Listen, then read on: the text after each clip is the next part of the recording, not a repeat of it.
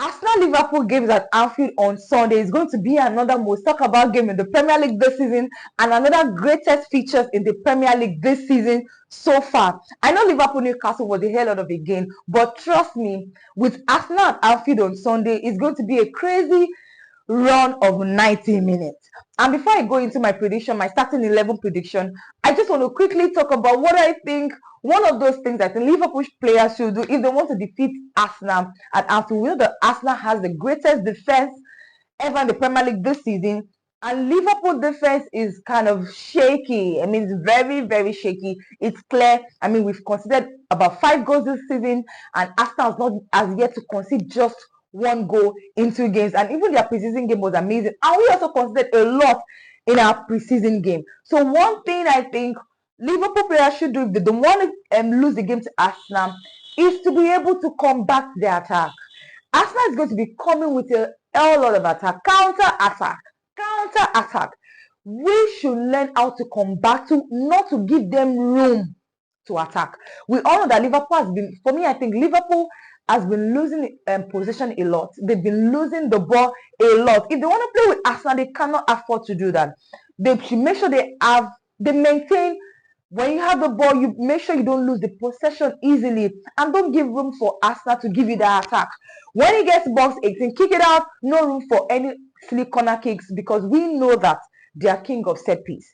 All the corners that was going against Newcastle, I don't even think we really kicked the ball as much as we should. We don't really have as much possession as we should. We cannot afford to make that mistake against Arsenal, because we know that every corner from Arsenal is a potential goal. Any goal kick from Arsenal is a potential goal. So we cannot afford to lose that. So we should not give them the room to do a lot of attack. We don't have that. Even with Newcastle, we could not combat the attack. You see their physicality, their energy, and Newcastle has kind of like, I think, would have given some rival fans blueprints.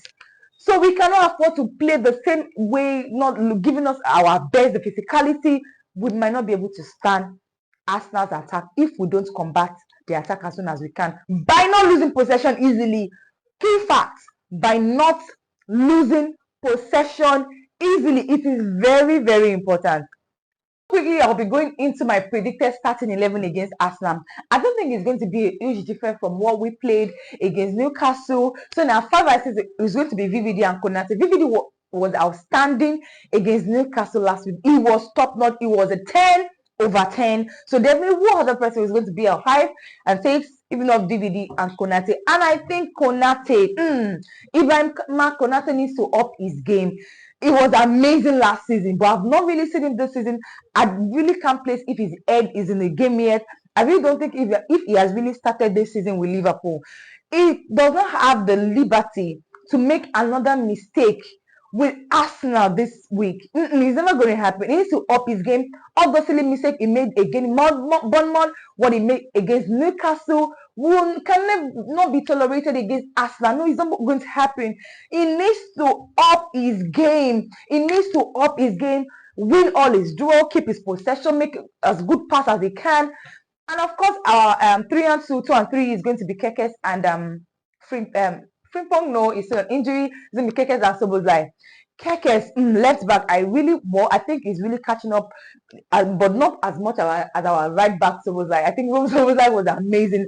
I mean, a position that he has not really been used to. I mean, it's not his position, but I think he's not really conversant with that angle. And it was really, of course, it was a 10/10. Szoboszlai was a 10/10 right back forward. And Conor Bradley is back, but I don't think Slush would trust him enough to give him the right back. I personally don't trust Conor Bradley enough. So I think I will still want to retain Szoboszlai at the right back with Kekes. I think they have a lot to do, and they can able to combat the little defense they can. And way forward is going to be Gravy and McAllister. If McAllister is back, definitely it's going to be Gravy, McAllister. Gravy against Newcastle, of course. I'm not surprised. It was a 10/10. I love his push. I love his physicality. He was always everywhere, pushing the ball, accurate pass. He needs to do that again. Yes, he needs to do that again. And with McAllister beside him, I think this duo, of course, we all know they're a perfect duo. They were very, very useful to us winning the Premier League last season. So their duo is going to be perfect. And above them is I predicted that Vitz should not start the game. I think it should start the game. Vitz should start the game, but then he needs to understand that this is not Bundesliga. Vitz needs to understand this is definitely not Bundesliga. He's a very fantastic player. He knows he's a very, very good understanding player, but I think he needs to understand that he's playing with world-class player. He needs to understand his team. And I also think they also need to play with him. I think he has not really played with it. He has not bonded with his team members on the pitch. He needs to bond with them as much as he can. Make sure your passes are accurate. Work with players around you. Kicking the ball. Don't run for the sake of running. Run for the sake of dripping out your pass, pushing out your pass as soon as you can. So this is not Bundesliga. This is Premier League. He needs to play with his team. And of course, above them is going to be Gakpo and Sallah. And of course, who would it be if not Gakpo? I think Gakpo is danger.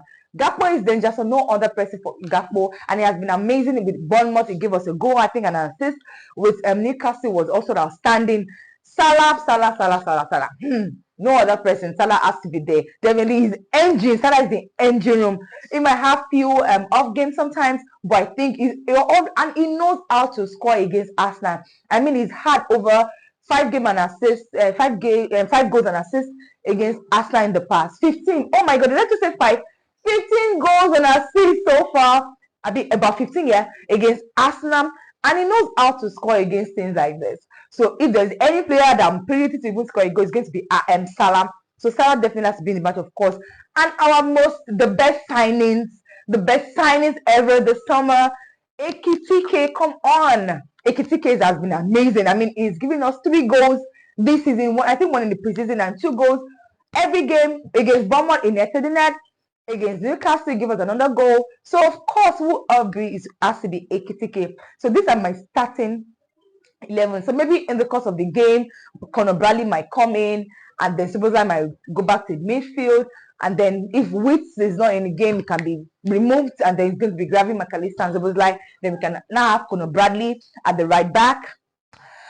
Whew. Anfield is definitely a danger zone to every Premier League team. Come on. We all know that every Premier League team, they have this trouble getting their correct 3 points from Anfield. It's not an easy thing to do. If at all you get a point out of Anfield, it's going to be 1. So my prediction against Liverpool Arsenal is going to be draw. It's going to be a draw, and I think it's going to be a pure entertainment. So I'm predicting like 2-2. 2-2 or 1-1. I don't think it will get up to 3. I think it's going to be a more 70% 2-2. 30% 1-1, but I don't think Arsenal will get a win against Liverpool at Anfield, and I don't think Liverpool will get an easy win against Arsenal. So I'm predicting a draw. So what did I miss? Please drop it in the comment section. See you on Tuesday after the game. You never walk alone.